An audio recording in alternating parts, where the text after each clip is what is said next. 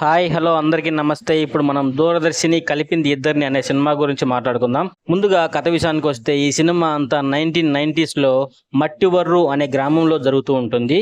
హరి వాణిని ప్రేమిస్తూ ఉంటాడు. వీరిద్దరి ప్రేమకి అప్పట్లో ఒక దూరదర్శిని టీవీ అడ్డా అవుతుంది. పేకబాబు ఇంట్లోనే టీవీ ఉంటుంది. ఆ టీవీ చూడ్డానికే వెళ్ళి వాణిని ఇష్టపడతాడు హరి. ఇద్దరికీ ఒకరిపై ఒకరికి ఇష్టం ఉంటుంది, కానీ బయటకు చెప్పుకోలేరు. వాణికి తన ప్రేమని చెప్పాలని ప్రయత్నం చేస్తూ ఉంటాడు హరి, కానీ కుదరదు.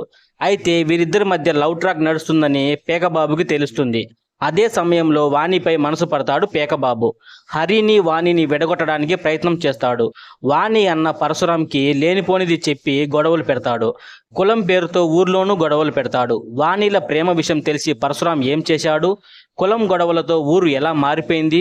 పరువు కోసం జరిగే ఈ ప్రేమ యుద్ధంలో ప్రేమ గెలిచిందా లేక పరువు గెలిచిందా? హరి వాణిల ప్రేమ కథ చివరకు ఏమైంది అనేది మిగిలిన కథ. మనకు టీవీ లేని రోజుల్లో, దూరదర్శిని ఒక్కటే టీవీ ఉన్న రోజుల్లో ఊర్లో వాళ్ళంతా అక్కడికి వెళ్ళి చూసేవాళ్ళం.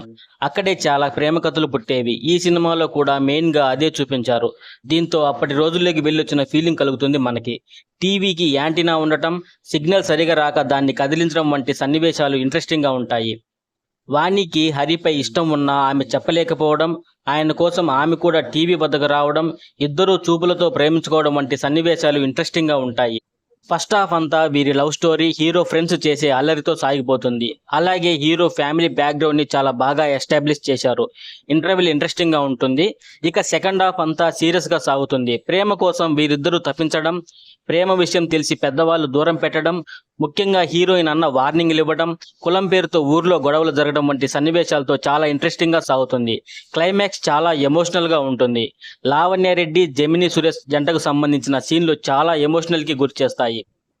కాకపోతే ఈ సినిమాలో మెయిన్ డ్రాబ్యాక్ వచ్చేసి స్టోరీ అంతా చాలా స్లోగా సాగుతూ ఉంటుంది. స్టోరీ అంతా అక్కడక్కడే తిరుగుతున్నట్టు అనిపిస్తుంది. చాలా డైలాగులు ఈ సినిమాలో రొటీన్గా ఉంటాయి.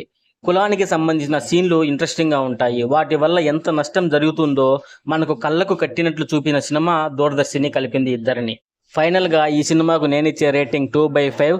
ఈ వీడియో కనుక మీకు నచ్చితే please like, share and subscribe to my channel.